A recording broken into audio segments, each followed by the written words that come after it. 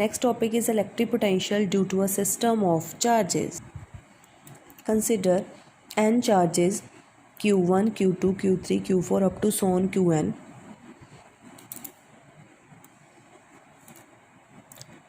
lying at a distance R1, R2, R3, R4 up to so on Rn from the observation point P.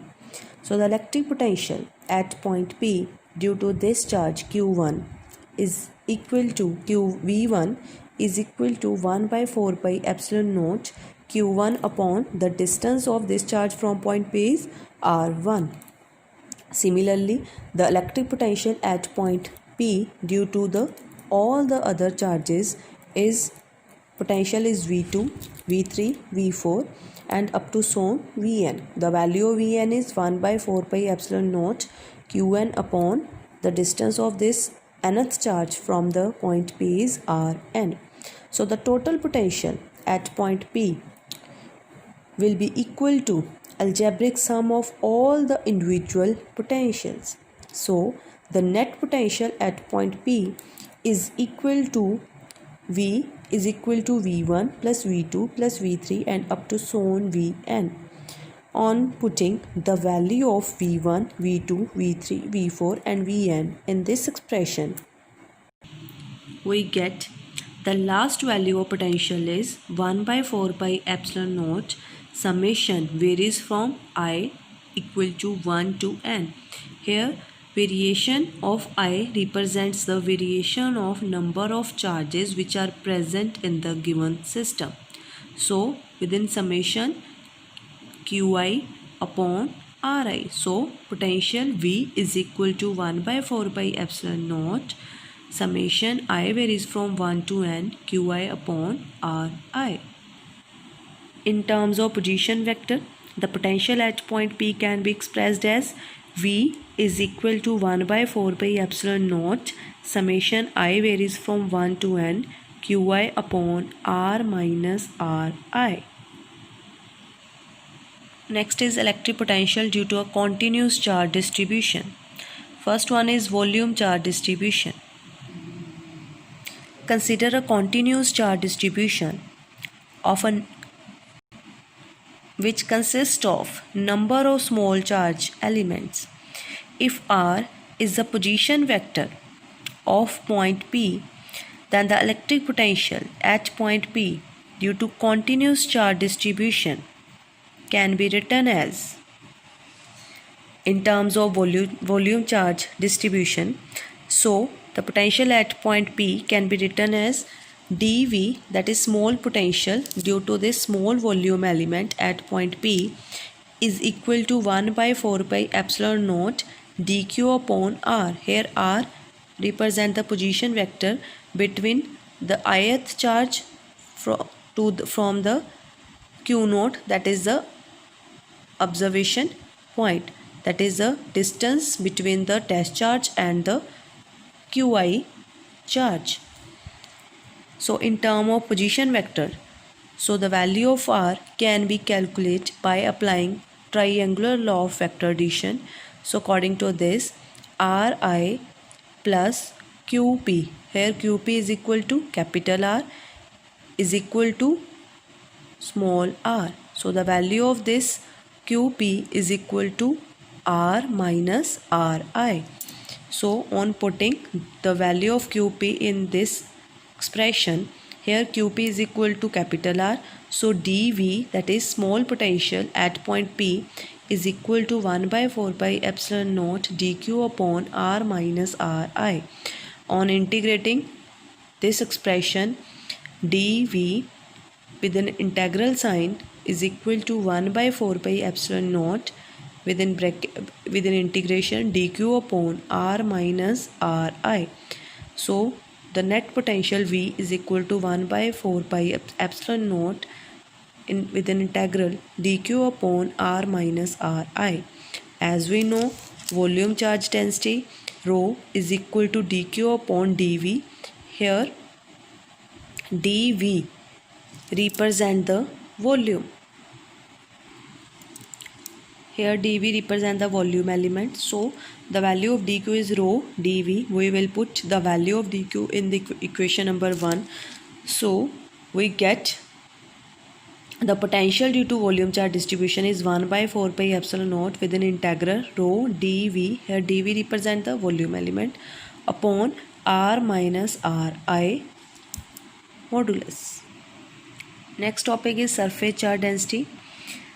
So when the charge is distributed continuously over an area S, then the electric potential is given by Vs is equal to 1 by 4 pi epsilon naught with an integral dq upon r minus ri. The calculation for r minus ri is same as we done in case of the volume charge distribution. So Vs is equal to 1 by 4 pi epsilon naught. The value of dq in term of surface charge density can be calculated by using this expression. So the value of dq is sigma ds. Here sigma represents the surface charge density upon r minus ri. Next is line charge distribution. The potential at point P due to this line charge distribution is given as VL is equal to 1 by 4 pi epsilon naught with an integral dq upon r minus ri. So the value of dq in term of line charge density is lambda dl. So the potential VL at point P due to line charge distribution is equal to 1 by 4 pi epsilon naught with an integral lambda dl upon r minus ri. So the net potential at point P due to continuous charge distribution is the algebraic sum of the potential volume charge distribution, surface charge distribution and the line charge distribution. Next is electric potential due to a general source. So the potential due to general source is equal to potential due to the continuous charge distribution plus potential due to discrete charge distribution. So this term represent the potential due to continuous charge distribution and this represent the potential due to the discrete charge distribution. So the whole expression represent the potential due to the general source charge distribution. General source charge distribution consists of potential due to the continuous charge distribution plus potential due to the discrete charge distribution. Next is electric potential due to uniformly charged thin spherical shell. The electric potential due to the uniformly charged thin spherical shell. Number 1 case is when the point P, that is the observation point P, lies outside the shell. As we know, for the uniformly charged spherical shell, the electric field outside the shell is as if the entire charge is concentrated at the center of the shell. So the electric potential at an outside point, that is P, is equal to that of a point charge located at the center.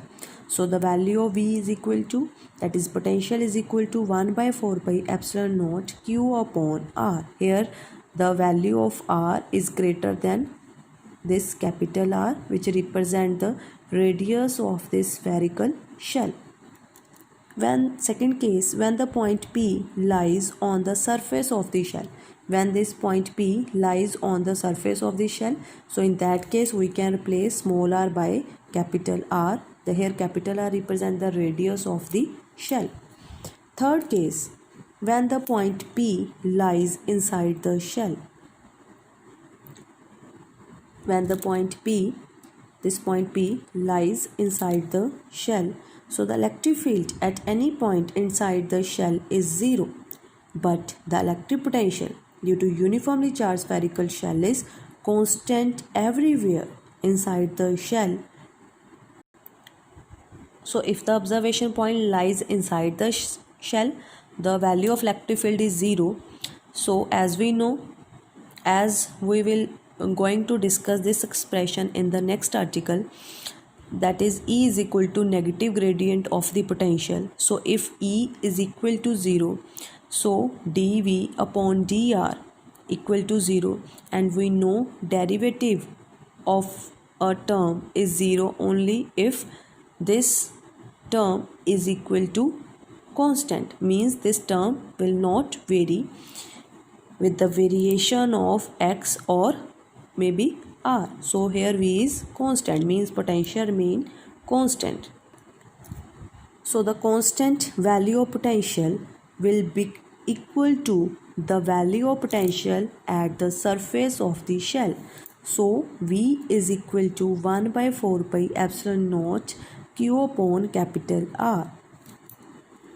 So from this plot it is clear that the value of potential should remain same when R varies from 0 to capital R, that is when the value varies from when the observation point moves from inside to the surface of the shell, the value of potential should remain same, that is V is equal to 1 by 4 pi epsilon naught Q upon R. As the observation point P tries to go outside the shell, then the potential falls on abruptly, means the value of potential V will become equal to 1 by 4 pi epsilon naught Q upon R. So here potential V is proportional to 1 upon R. Next is relation between electric field and potential. Consider the electric field due to plus Q charge located at origin. Let A and B be the two adjacent points which are separated by the distance dr. These two points A and B are so close that electric field E between them remains almost constant, means electric field between the point A and B should remain constant if these 2 points are lying very close to each other. Let the potential at point A is V and the potential at point B is V plus dV, मतलब small change in the potential at point B. So if we trying to move this test charge Q naught from point A to B against the electrostatic force of this source charge, so the electric field E is equal to F upon Q naught. Here negative sign represent the external force which is required to move the test charge Q naught against the electric field E. So the value of F is equal to minus Q naught E. The direction of electric field is acting from this source charge, means from the positive charge is acting outward. The work done in moving the test charge Q naught from point A to B is F dot dr. Here dr is the distance between A and B. So W is equal to F dot dr. The value of F is minus Q naught E. We will put this value in this expression. So the work is equal to minus Q naught within bracket E dot dr. We also know that work is equal to charge into potential difference. So the potential difference between 2 points is VB minus VA. Or we can also say that the difference between these two potential, as the potential at point A is V, the potential at point B is V plus dV. So the difference between the potential of between 2 points is dV. So work is equal to Q naught dV. On comparing equation number 2 and 3, we get the value of electric field is equal to minus dV upon dr. Here dV upon dr represent the rate of change of potential with distance, and it is also called potential gradient, and here negative sign shows that direction of electric field is in the direction of decreasing potential. Next is properties relating electric field to the electric potential. Please go through these properties. Next is computing electric potential from electric field. The electric potential from the electric field can be calculated by using this expression. E is equal to minus dV upon dr, means negative gradient of the potential. The value of dV is equal to minus E dot dr. On integrating this expression between the limits R1 to R2, and the potential will vary from V1 to V2. So V2 minus V1 is equal to R1 to R2 within integration E dot dr. If we take this R1 at infinity, then we know that at infinity potential is approximately equal to 0, and put R2 is equal to R, so we get VR means V2 is equal to V1 and V1 or V, and V1 is equal to 0, and R1 is infinity and R2 is R, so we get V is equal to minus infinity, so infinity to R within integration E dot dr. So this is expression for electric field, this is expression for electric potential. Next is SI unit of electric field. Since electric field is equal to negative gradient of the potential, as we know E is equal to minus dV upon dr, and we also know that this potential is also related with work with relation dW upon charge over dr. So we know that this dW matlab work is equal to force into distance. As work is small, so the particle or the charge will cover small distance, so F dr. So the unit of potential is volt and the distance is represented in meter.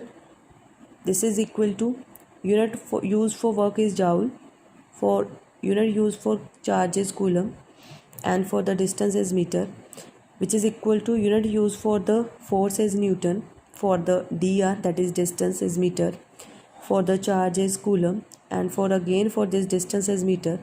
So meter and meter cancel with each other, so 1 volt per meter is equal to 1 newton per coulomb. Next topic is equipotential surface and their properties. Now what is equipotential surface? Any surface that has same electric potential at every point on it is called equipotential surface. Properties of equipotential surface. Number 1, no work is done in moving a test charge over an equipotential surface. Consider this is an equipotential surface. Suppose we have to move a test charge from point A to point B, and the distance between point A and B is dl, and the electric field is directing outward, means acting normal to this equipotential surface. So work done in moving the charge from point A to B is work is equal to charge into potential difference between these 2 points. So Q naught work is equal to Q naught. Here Q naught represents the test charge. Potential difference is VB minus VA. So as we know, according to the definition of equipotential, the potential should remain same at each and every point on this surface. So there is no potential difference. So VB minus VA is equal to 0. Means both are equal. Potential at both points are equal. So the work done in moving the charge from A to B on the equipotential surface is 0. Next is electric field is always normal to the equipotential surface at every point. Let A and B be the 2 points over an equipotential surface. If the test charge Q naught is moving from point A to B, work will be done. The work dW is equal to force into distance. Here let us suppose the distance between 2 points on the is dx. So dW is equal to F dot dx. According to definition electric field is equal to force per unit test charge. So force is equal to Q naught E. Put this value of force in this expression. dW is equal to Q E dot ds by using dot product A dot B, which is equal to AB cos theta. So dW is equal to Q naught E dx cos theta. According to definition of potential difference, dV, that dV represent the small potential difference between 2 points A and B. So dV is equal to dW upon Q naught. So the value of dW is equal to Q naught dV. So on comparing question number 3 and 4, we get dV is equal to E dx cos theta. Since we know that the potential on equipotential surface should remain constant, means there is no potential difference between the point A and B. So dV is equal to 0. So equation number 5 will become equal to 0 is equal to E dx cos theta. Since electric field is not equal to 0, dx is not equal to 0, so the which term will become equal to 0? Cos theta. So cos theta is equal to 0. Cos 0 is 90, so theta is 90. Means the angle between the electric field with the equipotential surface is 90. Means electric field is always acting normal to the equipotential surface at each point on this surface.